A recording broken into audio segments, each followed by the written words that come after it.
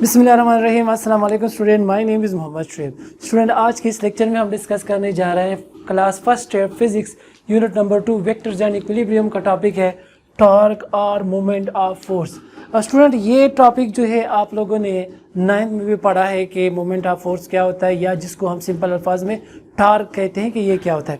तो स्टूडेंट, हमने इससे पहले फोर्सेस के बारे में डिस्कशन किया था कि फोर्सेस जो है हमारे पास क्या होते हैं कि जिसकी वजह से हम कोई ऑब्जेक्ट जो रेस्ट में उसको मोशन दे सकते हैं, या अगर कोई एक ऑब्जेक्ट जो है मोशन में उसको रोक सकते हैं या रोकने की कोशिश कर सकते हैं। तो ये एक जो है हम डिफिनीशन करते हैं फोर्स की। तो यहाँ पे भी हम जो है टार्क की जब हम बात करते हैं तो यहाँ पे भी हमने फोर्स का ही जिक्र करना होता है, क्योंकि टार्क असल में किसे कहते हैं? टर्निंग अफेक्ट को। टर्निंग अफेक्ट, अब जब भी किसी एक बॉडी में टर्निंग अफेक्ट आता है तो वो किस वजह से आता है? वो रीज़न है फोर्स। कि अगर हम किसी बॉडी के ऊपर एक फोर्स लगाते हैं, अगर वो बॉडी अपनी मीन पोजीशन या जिसको हम रेफरेंस पॉइंट कहते हैं या फिक्स पॉइंट कहते हैं, उसके गिर्द, उसके अराउंड, उसके अबाउट क्या करते हैं? रोटेशन उसमें जनरेट हो जाए, टर्निंग जो है वो टर्न कर ले, तो फिर यहाँ पे हम कहते हैं कि यहाँ पे क्या, इस टर्निंग को या इस टर्निंग अफेक्ट को फिर स्टूडेंट हम क्या नाम देते हैं? टार्क का नाम देते हैं। तो यहाँ पे अगर हम डिफिनीशन की बात करें तो हम कहते हैं कि the turning affect produced in a body about a fixed point या रेफरेंस पॉइंट या मीन पोजीशन आप कह सकते हैं, due to the applied force is called torque और मोमेंट ऑफ फोर्स। कि वो अफेक्ट, वो टर्निंग अफेक्ट जो कि प्रोड्यूस होते हैं किसी भी बॉडी में, किसी एक खास पॉइंट, एक फिक्स पॉइंट या एक रेफरेंस पॉइंट या हम कह सकते हैं इक्विलिब्रियम पॉइंट, और किस वजह से? Due to the applied force. उसको फिर स्टूडेंट हम क्या नाम देते हैं? टॉर्क का नाम देते हैं या मोमेंट ऑफ फोर्स का नाम देते हैं। Is it clear? तो यहाँ पे एक और डिफिनीशन भी हम कर सकते हैं कि the cross product of force and moment arm is called torque, या हम कहते हैं कि क्रॉस प्रोडक्ट या vector product of force and moment arm, it is also known as torque. Is it clear? अब जो है स्टूडेंट, यहाँ पे दो चीजें हैं, एक है फोर्स और दूसरा है मोमेंट आर्म। फोर्स तो हमें क्लियर है। अब यहाँ पे बात हम करते हैं मोमेंट आर्म, लेकिन एक बात मैं आपको बता दूं कि मोमेंट आर्म जो है यहाँ पे जब हम डायग्राम को मैं डिस्कस करूँगा तो उस डायग्राम में फिर मैं आपको मोमेंट आर्म बताऊँगा कि मोमेंट आर्म क्या है, और इसकी फिर जो है मैं डिफिनीशन भी लिखूँगा लास्ट में। यहाँ पे मैं यहाँ पे इसको डिफिनीशन जस्ट आप ध्यान में रखें कि फोर्स और मोमेंट आर्म की जो क्रॉस प्रोडक्ट होती है उसको फिर स्टूडेंट हम क्या नाम देते हैं? टॉर्क का नाम देते हैं। ये चलो ठीक है, यहाँ पे पहला मोमेंट आर्म की जो है उसकी एक्सप्लेन करते डिफिनीशन खैर लास्ट में लिख लेंगे। देखिए स्टूडेंट, मोमेंट आर्म यहाँ पे जब हम डायग्राम को अगर हम देखें तो डायग्राम में क्या है? एक रेंच है जिसकी वजह से हम एक नट को ओपन कर रहे हैं, ठीक है? तो ये एक रेंच है जो आपको ग्रीन में नजर आ रहा है और ये नट है। Is it clear? अब देखिए स्टूडेंट, इस रेंच के ऊपर जो हम फोर्स लगाते हैं, जिसकी वजह से, उस फोर्स की वजह से ये नट क्या करता है? रोटेट करता है, टर्न करता है। Is it clear? तो अब देखो, ये नट जो है इसी फिक्स पॉइंट के ऊपर जो है या इसी फिक्स पॉइंट के अराउंड जो है क्या करता है? रोटेट। इस तरह नहीं होता कि उसके साथ मूवमेंट करता है, नहीं, मूवमेंट नहीं करता। इसी पॉइंट के ऊपर ये क्या करता है? रोटेट करता है। Is it clear? इसी पॉइंट के ऊपर रोटेट करते हैं। तो इस पॉइंट को या इस लाइन को, यहाँ पे अगर मैं लाइन ड्रा करूं तो फिर इस लाइन को हम क्या नाम देंगे? Axis of rotation. और अगर जस्ट मैं यहाँ पे एक सिंगल पॉइंट लाऊं तो उसको फिर हम पॉइंट ऑफ रोटेशन का नाम दे सकते हैं। सिमिलरली यहाँ पे अगर हम देखें कि एक फोर्स हम लगा रहे हैं, यहाँ पे मैंने F force with at any angle theta. Is it clear? एक फोर्स हम लगा रहे हैं at an angle theta. Is it clear? With respect to this जो है आप कह सकते हैं पोजीशन वेक्टर भी आप कह सकते हैं, या मोमेंट आर्म भी आप कह सकते हैं, या x axis. Is it clear? तो यहाँ पे हम फोर्स लगा रहे हैं, किसी भी डायरेक्शन में हम लगा सकते हैं, किसी भी एंगल के ऊपर हम लगाते हैं, ठीक है ना? तो अब देखो, जिस पॉइंट के ऊपर हम फोर्स लगाते हैं उस पॉइंट को हम कहते हैं point of action of force. Is it clear? Point of action of force. अगर मैं यहाँ पे एक्सिस ड्रा करूँ, एक स्ट्रेट लाइन ड्रा करूँ डॉटेड, तो फिर हम इसको क्या नाम देंगे? Line of action of force. Is it clear? Line of action of force. अब दो बातें यहाँ पे हमने की, axis of rotation and line of action of force. ये एक्सिस ऑफ रोटेशन है, ये line of action of force. अब देखो, इन दोनों के दरमियान, एक्सिस ऑफ रोटेशन और line of action of force के दरमियान ये जो परपेंडिकुलर डिस्टेंस है, ये जो परपेंडिकुलर डिस्टेंस आपको नजर आ रही है, इस परपेंडिकुलर डिस्टेंस को स्टूडेंट फिर हम क्या नाम देते हैं, मोमेंट आर्म का नाम देते हैं कि the perpendicular distance between, simple just आप डायग्राम को देख के जो है आप इसकी डिफिनीशन जो है बना सकते हैं या लिख सकते हैं। देखो कि द परपेंडिकुलर डिस्टेंस, ये परपेंडिकुलर डिस्टेंस है, इस तरह नहीं लेंगे, इस तरह नहीं, परपेंडिकुलर बिल्कुल 90 एंगल जो बना रहा हूं। The perpendicular distance between the axis of rotation and line of action of force is called moment arm. यहां पे मैं लिख लेता हूं, यहां पे मेरा डिफिनेशन लिखिए, ये जो है इस मोमेंट आर्म की डिफिनेशन है। इज इट क्लियर कि the perpendicular distance between the axis of rotation and line of action of force is called moment arm. Is it clear?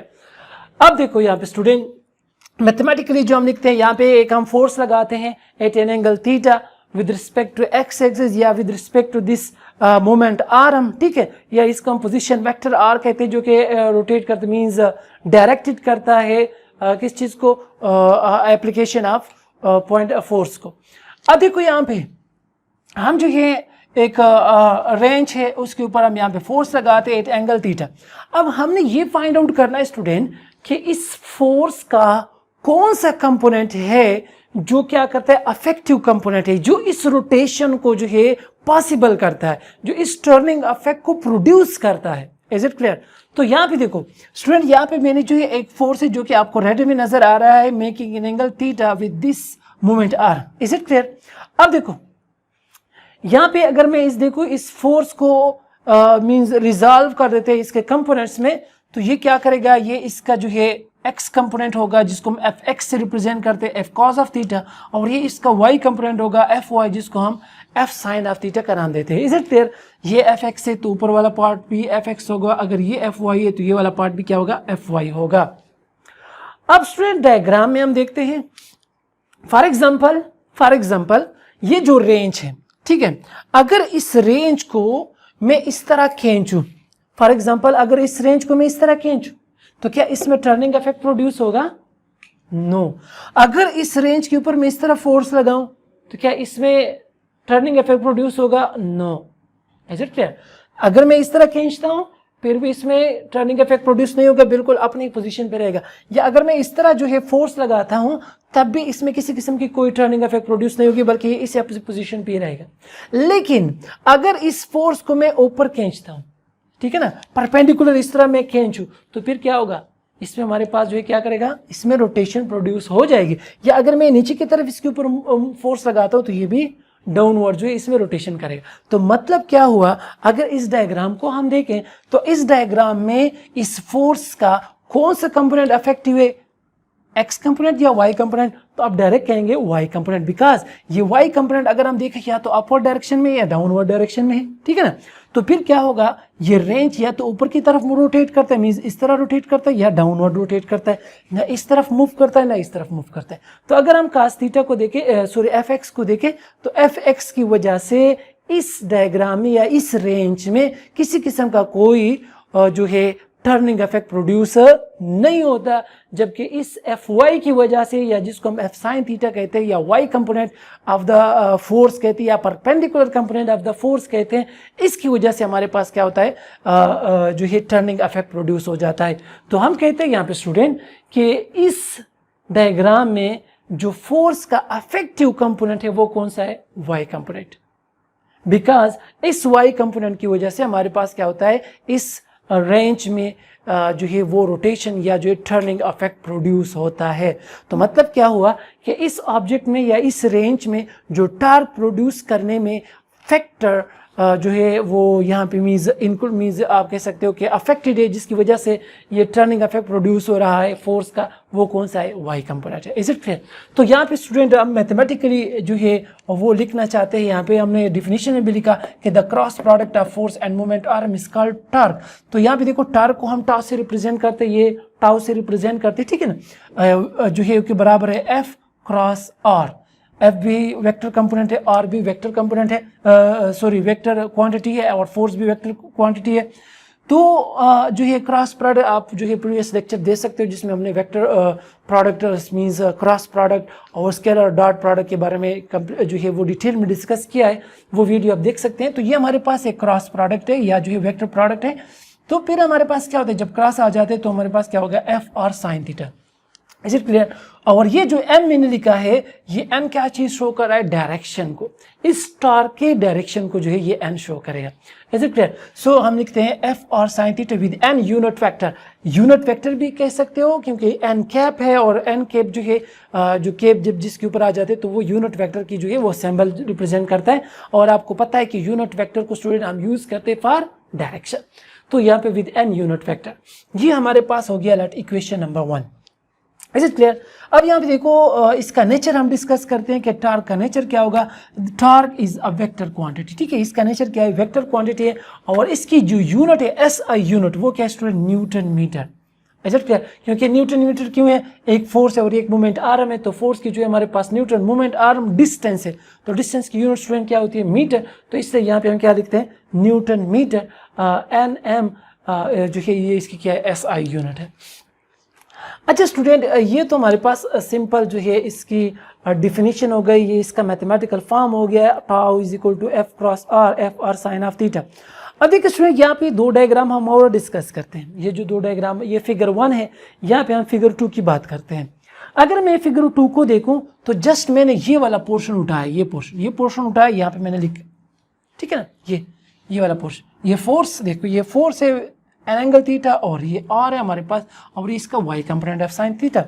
तो अगर मैं देखो इस जो इक्वेशन है, इस इक्वेशन को मैं दो तरीकों से जो है यहाँ पे हम लिखने की कोशिश करते हैं। एक तरीका ये जो कि ऑलरेडी हमने लिखा हुआ है, आप देख सकते हो कि अगर हम देखें इसमें, तो ये एक आर है, मोमेंट आर्म है, और ये जो है फोर्स का कौन सा कंपोनेंट इसमें इन्वॉल्व है, साइन थीटा, ठीक है ना। क्योंकि मैंने यहाँ पे अभी बात की कि हमारे पास यहाँ पे फोर्स में जो इन्वॉल्व है, फोर्स का जो कंपोनेंट इन्वॉल्व है इस रोटेशन में या इस टर्निंग इफेक्ट में, वो कौन सा फैक्टर है, वो वाई कंपोनेंट है।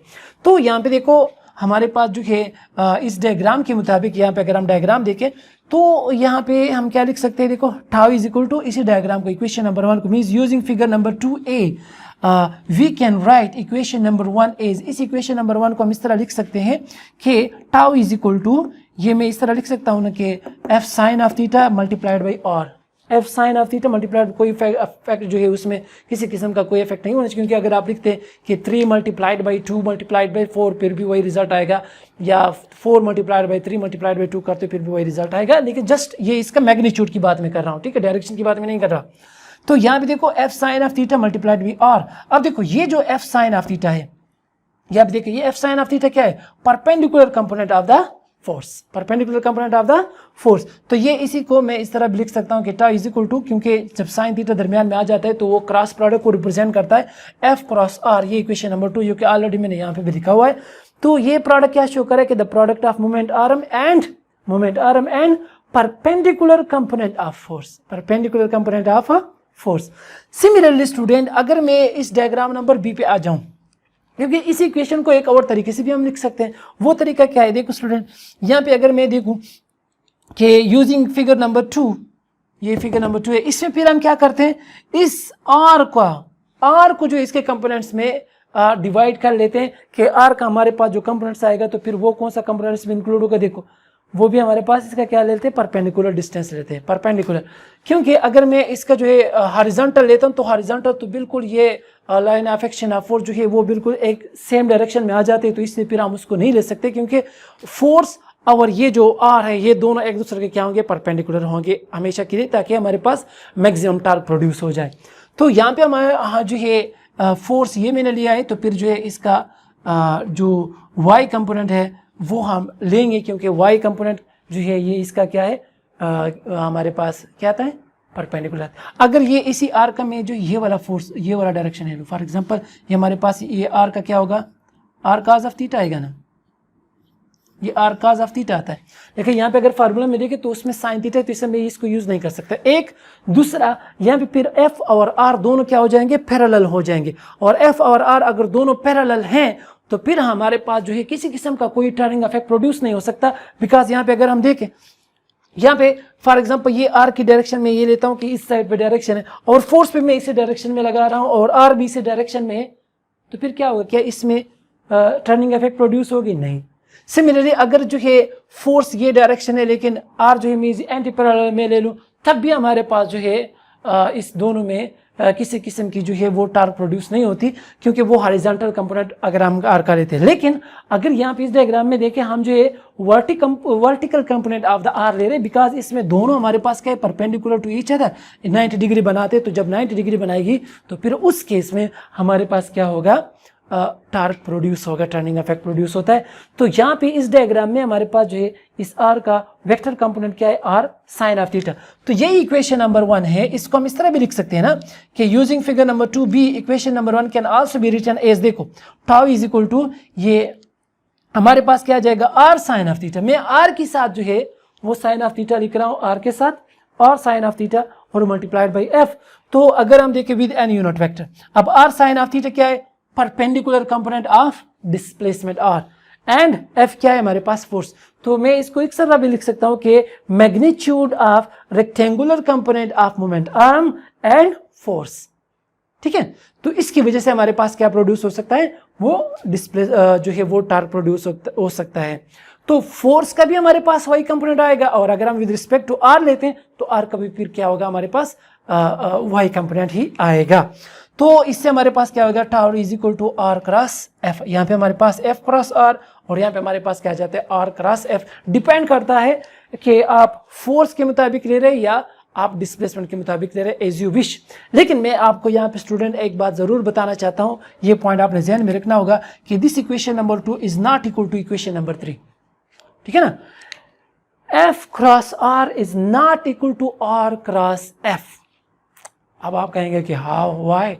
अगर जस्ट मैं मैग्नीट्यूड की बात करूं, सिंपल मैग्नीट्यूड, फिर तो ठीक है, फिर तो ठीक है। लेकिन चूंकि हमारे पास टार्क, हमारे पास क्या एक वेक्टर क्वांटिटी है, और वेक्टर क्वांटिटी को अगर हम डिस्क्राइब करना चाहे, अंडरस्टैंड करना चाहे, तो उसमें मैग्नीट्यूड के साथ साथ हमें डायरेक्शन को भी कंसीडर करना होता है। एक मैग्नीट्यूड की वजह से हम उसको कंप्लीटली डिस्क्राइब नहीं कर सकते, क्योंकि वेक्टर की हमने डिफिनीशन यही की है कि वो तमाम क्वांटिटीज जिसको अगर हम अंडरस्टैंड करते हैं तो दो चीजों से, एक हमारे पास है मैग्नीट्यूड, दूसरा हमारे पास क्या है, डायरेक्शन। तो स्टूडेंट अगर मैं लिखूं यहाँ पे F multiplied by R and R cross F, अगर मैं जस्ट मैग्नीट्यूड लेता हूं तो फिर हमारे पास क्या होगा, 2 multiplied by 3 and 3 multiplied by 2, फिर तो 6 आएगा। लेकिन हमारे पास अगर मैं जो है इसकी डायरेक्शन की बात करूं तो ये दोनों एक दूसरे के डायरेक्शन में क्या होंगे, अपोजिट होंगे।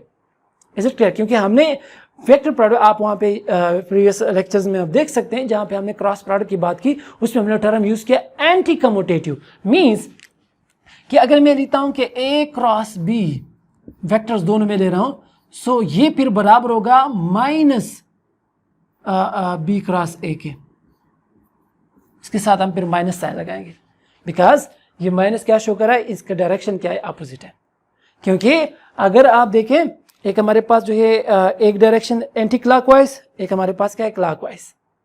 ठीक है, तो दोनों जो है हमारे पास क्या होते हैं, अपोजिट डायरेक्शन में चले जाते हैं।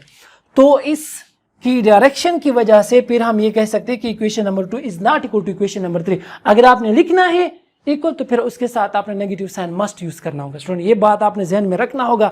अगर कोई आपसे कहे कि यहाँ पे तो दोनों सेम जा रहे हैं, लेकिन मैं फिर कह रहा हूँ यहाँ पे आप दोनों को जो है कभी कंपेयर ना करें। यहाँ पे जस्ट मैंने इस इक्वेशन को अंडरस्टैंड करने के लिए कि हम इस तरीके से भी लिख सकते हैं, अगर आप इस तरह लिखना चाहें। अगर आप फोर्स की वजह से लिखना चाहते हैं फिर तो ये इक्वेशन आएगा।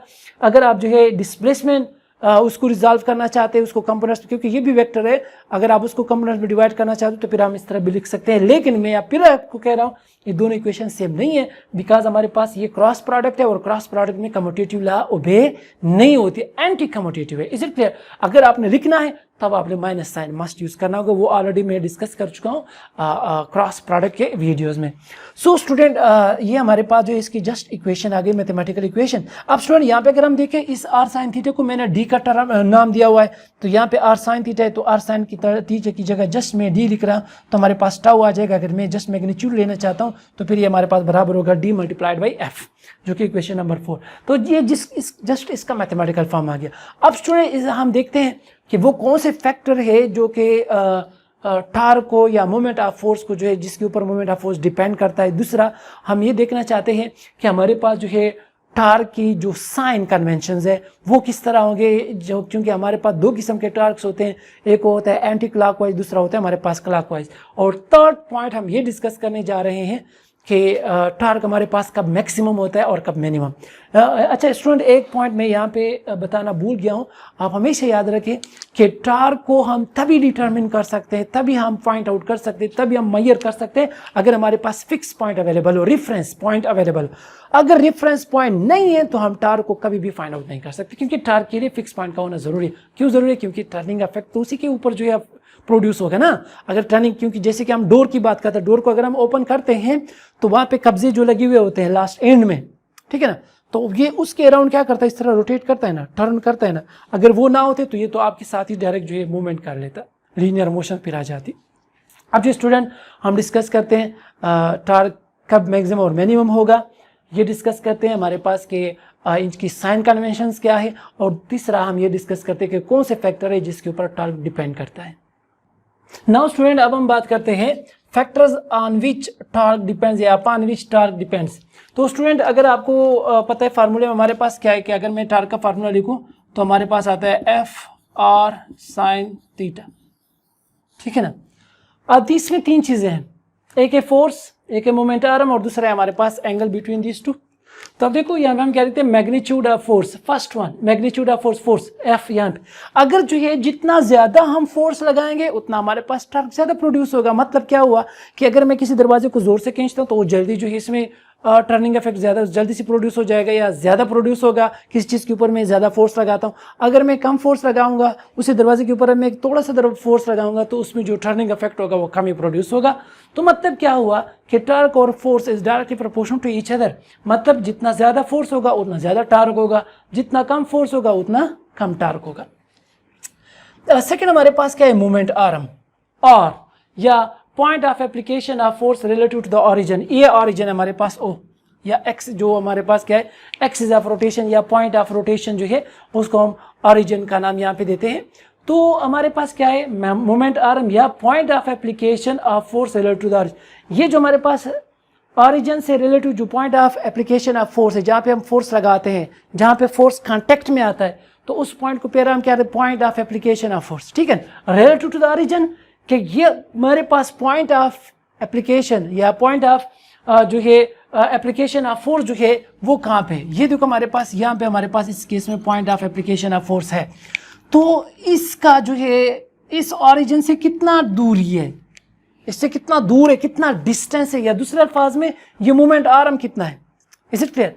तो मोमेंट आर्म जितना ज्यादा होगा, इज इट क्लियर, या जो हमारे पास point of application of force है ये रिलेटिव टू द ऑरिजिन जितना ज्यादा दूर होगा उतना हमारे पास इसमें टर्निंग इफेक्ट ज्यादा प्रोड्यूस होगा। या अगर मोमेंट आर्म कम होगा तो फिर हमारे पास टर्निंग इफेक्ट कम प्रोड्यूस होगा।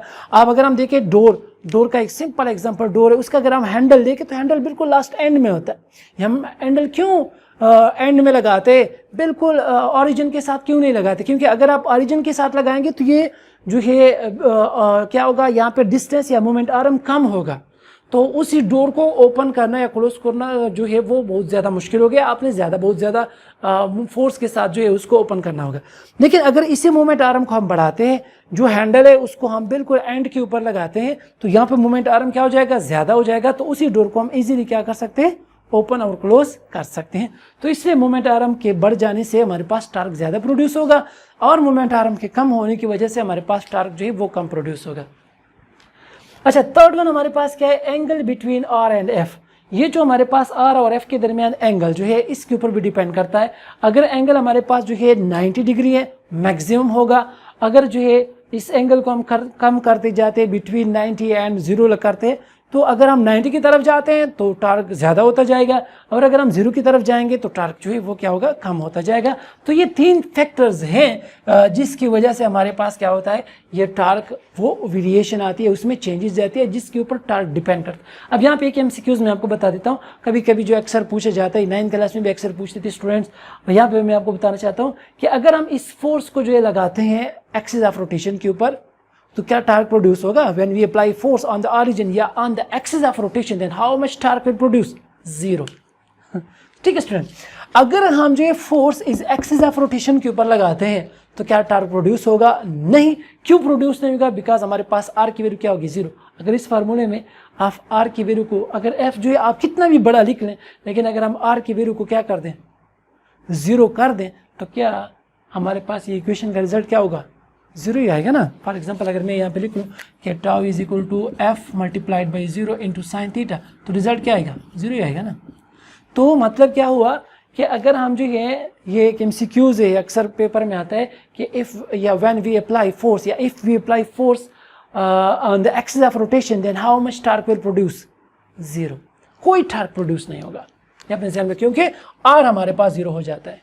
ठीक, अच्छा, यहाँ पे अब हम साइन कन्वेंशंस की बात करते हैं। आपने जो है 9th क्लास में पढ़ा है, यहाँ पे फिर हम जो है उसको रिपीट करते हैं कि हमारे पास जो है टार्क, जिस तरह मैंने आप बताया ना कि ये 2 डायरेक्शन में जाते हैं, ऊपर की तरफ भी जाता है, डाउनवर्ड भी आता है। अब यहाँ पे ऊपर और नीचे तो हम नहीं लेंगे ना, हम कहते हैं क्लॉकवाइज भी जाता है, ये एंटी क्लॉकवाइज अगर ऊपर जा रहा है, नीचे अगर आ रहा है तो ये क्लॉकवाइज है, ठीक है ना, क्लॉकवाइज डायरेक्शन में।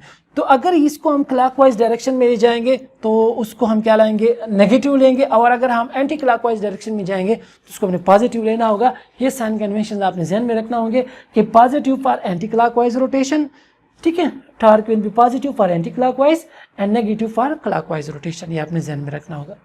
अच्छा, थर्ड वन जो है हमारे पास कि हमारे पास टार्क कब मिनिमम होगा और कब मैक्सिमम होगा। तो टार्क जो है यहाँ पे पहले हम बात करते हैं मिनिमम टार्क कि when force and moment arm are along the same direction, जिस तरह मैंने आपको पहले भी बताया था कि या हम इस डायरेक्शन में फोर्स लगाते हैं पैरेलल, या इस डायरेक्शन में लगाते हैं कि सेम डायरेक्शन में पैरेलल टू ईच अदर, तो फिर उस केस में हमारे पास क्या होगा, टार्क मिनिमम हो गया, दूसरे अल्फाज में बिल्कुल 0 ही होगा, ख़त्म ही होगा। बिकॉज हमारे पास उस केस में जब ये पैरेलल होते हैं या अलोंग द सेम डायरेक्शन होते हैं तो वहाँ पे हमारे पास एंगल थीटा जो है वो कितना होता है, 0। तो अगेन फार्मूला, ये इक्वेशन है, तो tau is equal to F are sine theta, और साइन 0 जो है स्टूडेंट ये बराबर होता है हमारे पास, ये 0 के बराबर होता है। जब हम साइन 0 को कैलकुलेटर पे सॉल्व करते हैं, मालूम करते हैं, तो वो 0 होता है, तो 0 multiplied by something is equal to 0, तो इसको फिर हम मिनिमम टार्क कहते हैं या 0 टार्क। ठीक है स्टूडेंट, ये एक केस ये हो गया। और दूसरा केस हमारे पास मिनिमम कि जब हम जो है फोर्स लगाते हैं on the axis of rotation, तो उस केस में भी टार्क हमारे पास क्या होता है, 0 होता है। अच्छा, मैक्सिमम टार्क कब होगा कि when force and moment arm are acting at an angle of 90 degree, या दूसरे अल्फाज में when both are perpendicular to each other, when force and moment arm are perpendicular to each other, then perpendicular में angle कितना बनता है, 90 degree. So student, इसी इक्वेशन को हम यूज करते हैं कि tau is equal to F are sine theta. आप थीटा की वैल्यू को हम जो है 90 लगाते हैं, तो फिर जो है हमारे पास 90 जो है साइन 90 वो 1 के बराबर है, and 1 multiplied by F R is equal to F R. तो एफ और आर की वैल्यू जितनी भी होगी उस केस में अगर हम एंगल हमारा 90 लेते तो हमारे पास टार्क जो होगा वो क्या होगा, मैक्सिमम होगा। तो ये हमारे पास जो है मैक्सिमम टार्क की बात हो गई। तो स्टूडेंट ये आपने ध्यान में रखना होगा कि टार्क होता क्या है, टार्क को हम कैसे एक्सप्लेन करते हैं, डायग्रामेटिकली हम कैसे लिखते हैं, उसका मैथमेटिकल फॉर्म क्या है, उसकी यूनिट क्या है, जो है वो कौन से फैक्टर है जिसके ऊपर टार्क डिपेंड करता है, जो है यहाँ पे हम बात करते हैं कि फिर साइन कन्वेंशन हम कैसे लेते हैं, कब हम टार्क को पॉजिटिव लेंगे, कब हम नेगेटिव लेते हैं, मिनिमम टार्क कब होगा, मैक्सिमम टार्क कब होगा। So student, this is all about torque और moment of force. So hopefully student आपको इस लेक्चर की समझ आ चुकी होगी। फिर भी अगर आपके माइंड में किसी भी किस्म का कोई भी क्वेश्चन हो, आप कमेंट में ज़रूर पूछिएगा। Thank you so much.